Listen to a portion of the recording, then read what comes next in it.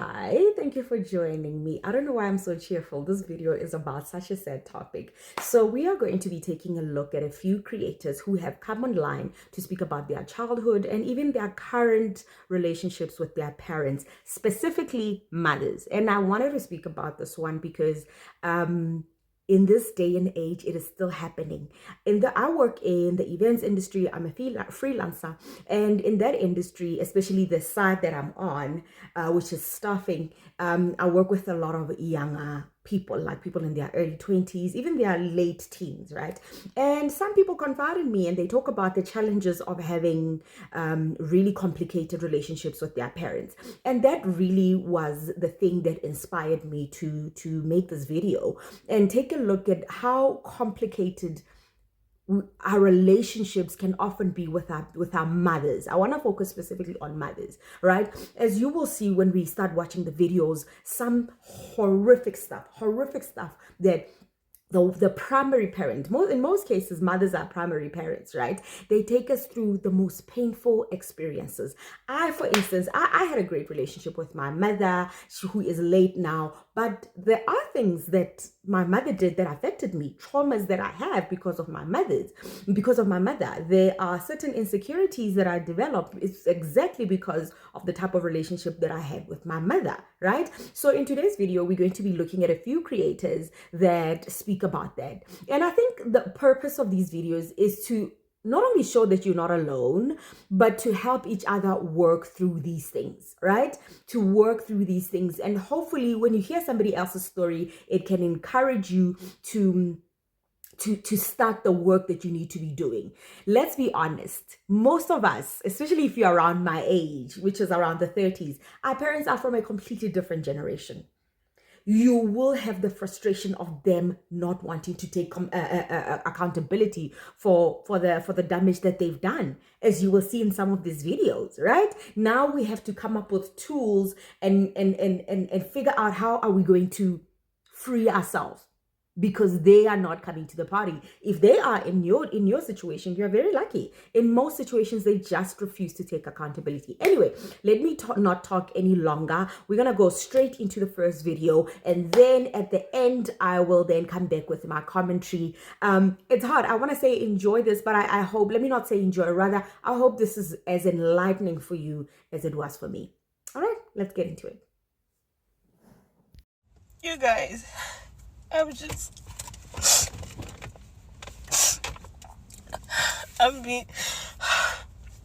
sorry. I've been crying since I woke up this morning.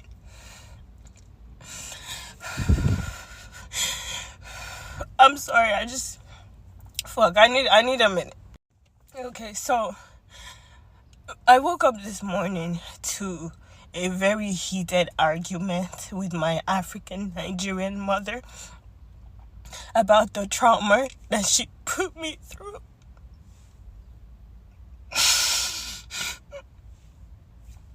About the trauma that she and my dad put me through. How they used to beat the shit out of me as kids.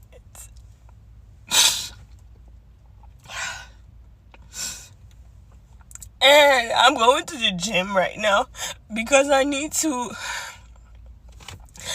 take all this energy off. I already used my Florida water this morning, but I'm so traumatized because they fucked my life up. They treated me like an adult when I was a child. I took care of my siblings. I took them to school. I bathed them. I raised my siblings as of like 10 years old, because as of 9 years old, I was back home. I was taking them to school. I was feeding them. And now I was trying to tell her the things that she did to me and how she ruined my life, and how I can't have a regular relationship with anybody. Like, my relationship is fucked up because my trauma keeps popping up in there and I keep projecting it on them, and it just fucked them up. And I was trying to talk to her today because she did the same thing to my sister. And I told my mother, I said, Mom, the way you're going about this thing, you're gonna lose this girl. She's gonna leave the house, and the same shit she did to me when I left home at 17, you're gonna do it to this girl. And she was like, well, if I didn't do that to you when you were a child, are you gonna be the way you are right now? I was like, Mom, are you serious right now? You traumatized me. You fucked up my life. My dad used to beat me. Like, he wouldn't stop beating me until there was blood on my body. Like, until he saw that I was bleeding. And now she wants me to call him and talk to him and kiki with him. And I'm telling her it can't be possible, and she's asking me to forgive. I have forgiven, but I would never forget, because you fucking hurt me. And now I have to go to... Welcome to my toxic household story, where I tell you how toxic my household was growing up. So this is story number 2, and this story, you guys kind of got like a little glimpse of it from one of my viral stories, but I'm gonna go into detail with this one. So I was in grade 6 at this time, okay, grade 6. And I was heavily bullied a lot in elementary school because of my hair texture, my weight. I was literally underweight, a whole bunch of shit. So one day now, me and my sister are walking home from school. Our school was literally right beside our apartment building. I was walking home with some quote-unquote friends. They decided to make fun of my sister. And me being bullied, I just did not know how to defend myself. So I didn't even say anything about it. So we went upstairs now. My sister was crying to my mom about what happened. She told them that they were bullying her and that I didn't do nothing about it. On the walk-in, the way our house is set up, it's the entrance to our apartment, and then right beside is right in front of the entrance is basically the kitchen.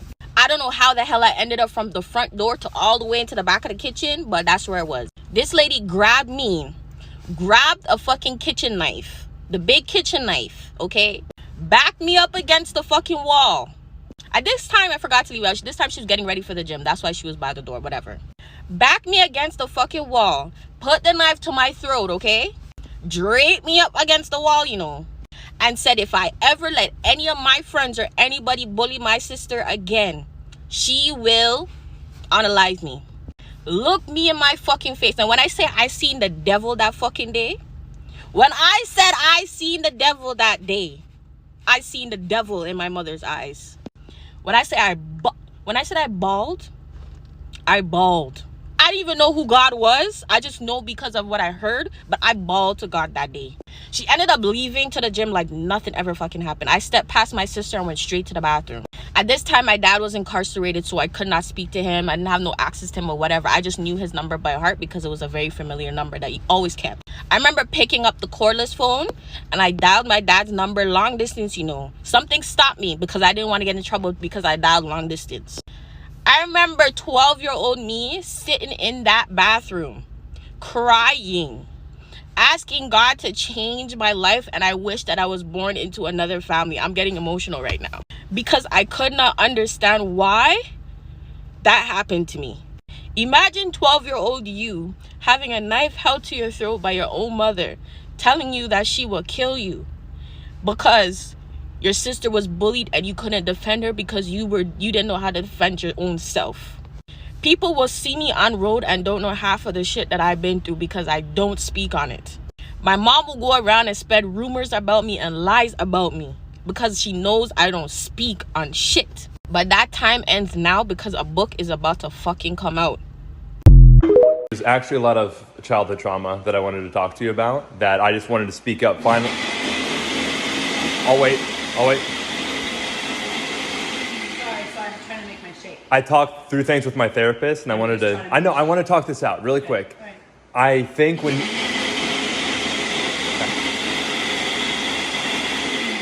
You done? Sorry, I just need to make my shake. Make a shake, okay. When I was a kid, I think you would constantly put me below my... You were a shitty mom! You lied on me! And this is why I'm about to break the cycle. King and Dream will never see this. Bye. Oh, okay. They'll never see it. Good. They won't. Good. That's why they're not here. Good.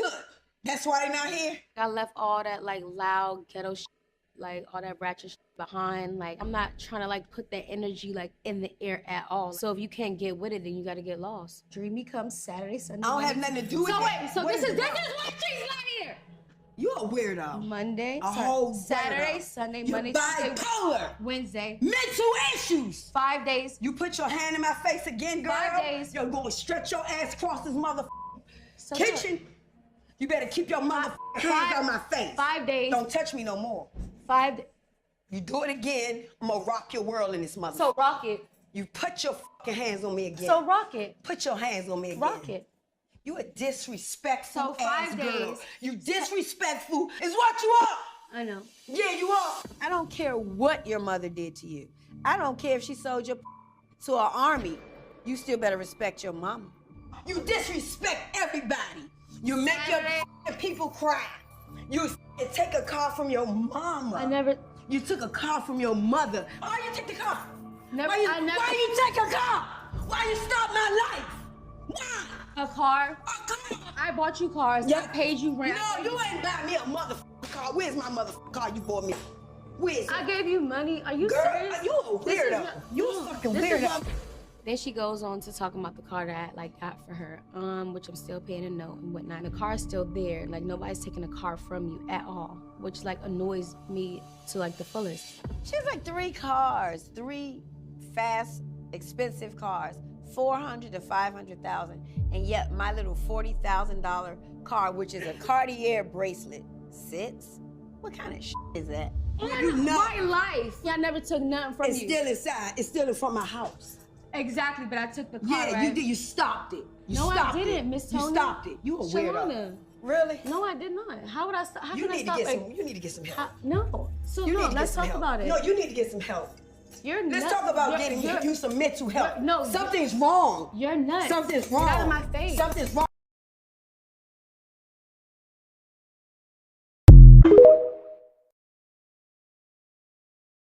Do you think you've experienced or you have experienced a trauma? Like, have you ever gone through anything traumatic? You can answer that first, I think. My mom didn't like me growing up. I don't know. She reached a certain point in her life where she hated me, and it was like, okay, your father is not there, and then your mother hates you. You know, and you're living in a house with an adult that doesn't like you. My little sister also was I think the environment I was in contributed so much to my trauma, because my little sister was an ass. So Aren't they always? I forgive you. So I think being around an environment where the first people who are supposed to love you and nurture you and take care of you and care about your well-being aren't doing that, you know, caused me to look for love in external environments. So like my natural instinct is to let people treat me a certain way. You know, like I don't set boundaries. I don't have boundaries with myself. I don't have boundaries with people. Like, you're not allowed to treat me this way because I want to appease. Let's get ready for the day and talk about how I first learned when my mom hated me. So when I was in 5th grade, my mom was probably at like the peak of her mental health struggles. Fast forward to today, she is undiagnosed, but schizophrenic. Her brother is schizophrenic, diagnosed, and my mom is just, she's there. However, nothing's wrong with her, right? So she won't get a diagnosis. I haven't spoken to her in almost 3 years also. So I was in 5th grade. I was 10 years old. My stepdad at the time was working out of town, like 10 hours away on the oil fields. And my mom lived in her bedroom. Like I only saw her when she came out to like eat or whatever. I rode the bus to school. I got myself to school and home from school every day. You know, that was it. I basically like lived alone in the scheme of things. So anyways, I was home after school one day, sitting at the counter, and I was reading my book for reading hours.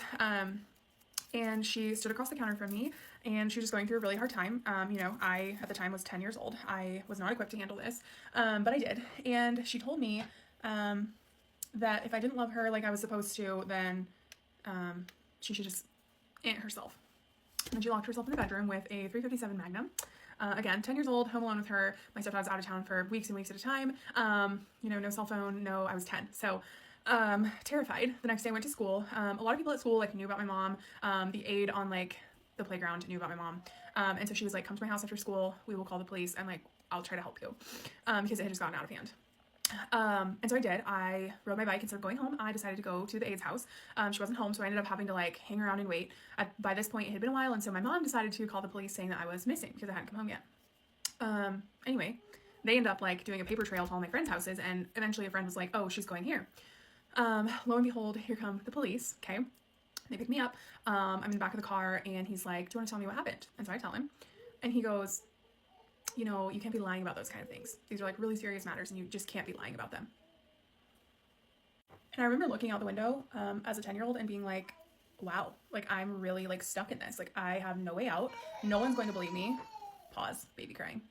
So 10 years old, looking out the window on my way to my house in the back of a cop car, like a criminal, feeling like, okay, that was a fail and I'm just stuck like this forever. And you know, I told him like my side, right? And he's like, you can't be lying about that. And I was just like, I didn't even know what to say. Like, I just didn't know what to say. At that point, I felt stupid and I felt like so scared and just kind of pissed off and angry because I was like, I'm never going to get like an adult to believe me, you know, at this point now, because now there's like a police paper trail. So I get home and my mom comes out on the porch hysterically like crying. Mind you, I know when she's crying. Okay, this was so fucking fake. Crying like, oh my God, you found her. Thank you so much. Okay, officer says you're welcome, leaves the house. We get inside. Mom cuts the tears.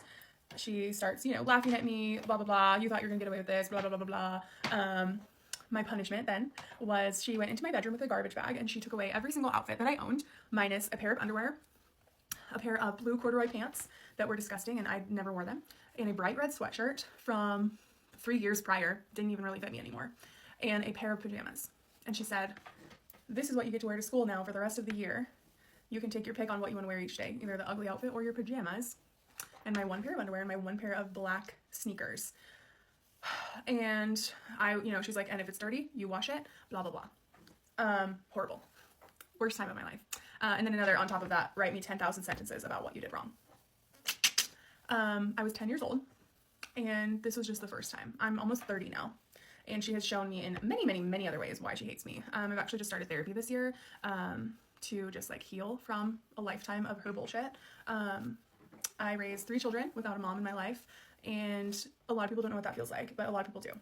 So I plan to actually talk about some other forms of abuse that my mom did without beating me, you know, because emotional and mental abuse is just as detrimental to your body and your brain and your chemistry, and it has like completely and utterly changed my life in a negative way, and it's taken me still years and years to heal from it and talk about it, because for so long I thought that I was like exaggerating, and I mean like the gaslighting was insane. So if you're also doing life without your mom because you have to, because it's safer for you to not speak to her, and you had to make that choice, I feel for you and I see you, and you're doing so good. Like, I'm the firstborn daughter and I feel like I cannot win with my mom. I know it's somebody out there who can relate. She invalidates every experience that I have. She want to play the victim for everything that I say. I say all the healing work that I'm doing is because of my childhood trauma, and she says I had a worse childhood than you, when she didn't. She did not. She had a household with 2 parents. She had her mom and her dad her whole life, her sister and her brother. They went to the same schools all the time. They ate 3 meals every single day. She had some traumatic experiences, but nothing like me. My mom was the neighborhood crackhead. I've been in DCFS custody twice, molested by 2. As the eldest, especially the eldest daughter, you're seen as a resource, not a sibling. For whatever the reason, is something about that relationship with mothers and the eldest daughter. It is just such a strenuous relationship a lot of the times. And it is because your mom sees you as a resource. My mom, when I was younger, I was always the resource. Please make sure the kids get that. Please make sure that the kids get this. I'm sleeping. I have to get ready for work. Make sure that they're all quiet so that I can sleep. Hey, I left this food for them on the stove. Make sure that they get it. Make sure that you walk them to school. Make sure that you pick them up from school. Did you pick up such and such? It doesn't just end at your siblings. It's your mother also offering up your services to people who are her friends and family members on the outside. Hey, can you go get sister such and such from the airport? Can you go pick up this for brother so-and-so from church? You're seen as this resource. Excuse me? Excuse me? Did that woman say her father beat her until she was bleeding? Yo, guys, And now we must be quiet and not talk about these things. Anyway, guys, as you can see, most of us are genuinely going through it. If this is something that you've gone through, right, sounds similar to a childhood that you've done, I hope it's an eye-opener for you. A, you're not alone. Two, there's something that you can do about it. It is your responsibility. If you want the quality of your life to change, you are going to have to do the work of correcting those things. I understand the frustration, guys. I said this earlier, the frustration of feeling like you're talking to a wall. You approach a person and you're trying to fix things, and they're like, I'm sorry, what are you talking about? I'm sorry, if I didn't do that, you wouldn't be the woman that you are. I'm sorry, I'm not having this conversation. That mom who was using the blender when that poor guy was trying to talk to him, and that guy was so calm. He's like, listen, this is what my therapist and I have been going through, so I just want to have a change. He wasn't he wasn't aggressive, he wasn't loud, he was calm. But homegirl decided to be childish. This is probably a woman in her 50s. This is the reality of what we have to deal with, guys. This is unfortunately the reality of what we have to deal with. Now, the one that also got me was the woman, the young lady who spoke about how after her mother beating her and then walking away and going to the gym like nothing happened, this poor little girl goes into the bathroom and thinks of the only person that could rescue her from this situation, and it is her father. Her father is in jail. Basically, what this woman is saying is that man who was arrested is a better parent than you who is here. That is heartbreaking. But that is the reality that most people have experienced. Like, it is sad. It is heartbreaking that was her reality. That was what she had to deal with on a daily basis. And she had to grow up and become an adult with all of that on her shoulders. Now, with Black China and Tony, Tony is the poster child of terrible mothers. If we were ever to do a documentary about terrible mothers, I think we all know that Tony, that's her name, right? There's very little to be said there. There's very little to be said that woman really shouldn't have had kids. I really hope China is keeping her away from her children, like she said. She doesn't deserve them. She does not deserve to have that relationship. And I think the pain also comes from having to accept that this person doesn't want to change. This person doesn't want to have this conversation. So my reality is that I'm just going to have to distance myself, which is why a lot of people are cutting their parents off. And that is I'm gonna make a video on that. It's heartbreaking. It's heart-wrenching, right? It's painful, but unfortunately, in some cases, you just have to. Jess Wu, an incredible creator here on YouTube. If you don't know her, check her out. She makes really lovely content. Speaks about being you see, that one cut me. That one cut me deep because it's not something that I experienced, but I remember having friends that I would visit after school, after doing my homework, and go play. And when I get there, we never play because all that is happening is them being sent around. Go do this, go do that, go do this, go do that. Your brother's crying, your sister is hungry. Do you know what I mean? They do not have a moment to themselves to breathe, to be a child, to play, and just be free. They become deputy parents, and it's heartbreaking, but that's the reality. But anyway, guys, I hope it's hard to say I hope you enjoyed that. I guess all I can say is that I hope there was an eye-opener. I hope that will help you maybe start thinking about what you want to do in your situation if you are facing something similar, or maybe you have challenges with your parents, and that will show you that, you know what, we're not that bad. We can still fix this. This is salvageable. But yeah, anyway, thank you so much for joining me. I hope you learned something from that. Please, again, do like, comment, and subscribe. I will see you soon. Join me in the comments. Share your stories in the comments. Let's keep this conversation going. I will definitely be responding. I will definitely be engaging in the comments below. Thank you for joining me. See you on the next one. Bye.